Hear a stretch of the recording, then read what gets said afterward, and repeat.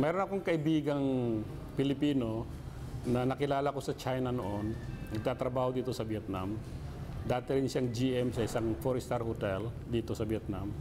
Ako naman po, nasa Manila ako. Resident manager ako ng isang maliit na hotel sa Ermita, Royal Palm Hotel. Dumating siya sa akin at sabi niya, may nangangailangan na hotel doon, GM, baka gusto mo. Sabi ko, depende. Kung ang presyo ay maganda, sabi ko, ang package maganda, punta tayo ron. So, madalit sabi ko, nagkasundo kami. So, ako nakapunta rito.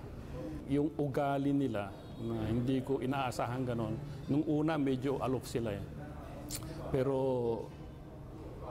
nung in-explain ko sa kanila, panilawanag ko kung bakit ako nandito, kung anong dapat na ugali ng mga empleyado para sa mga hotel, lalo na para sa mga foreigners. So, naintindihan naman nila, nagbago naman sila.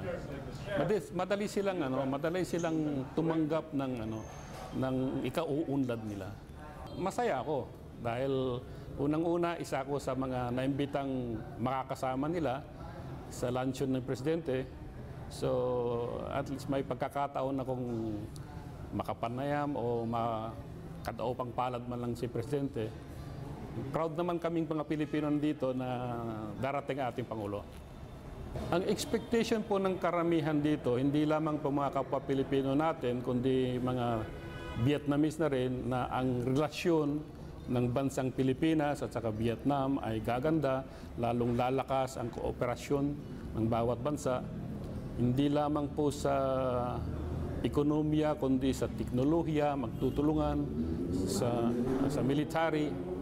So, yun ang kagandahan ng malimit na pagbisita ng Pangulo dito sa bansang ito.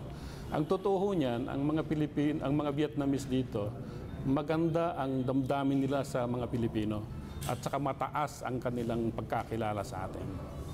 Bilang isang Pilipino na nagtatrabaho sa ibang bansa, ang may tutulong ko po para sa ekonomiya, kahit maliit lang, patuloy kong pinapadala ang remittance. Ganon. Halos buong sweldo, buwan-buwan, nasa Pilipinas. So, medyo makakatulong din.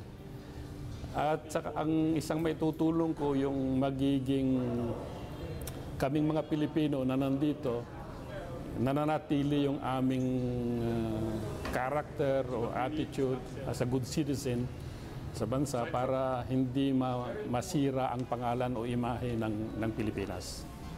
Ang mga kapwa Pilipino natin na nasa Pilipinas pa, isipin nila kung paano sila makatulong sa gobyerno para umunlad ang ating bansa. Kasi, okay, lumabas na ako ng bansa, pero parang nahirapan ngayon ng gobyerno na patakbuhin ng maganda ang ating bayan dahil marami ng Pilipinong wala, ng mga professionals.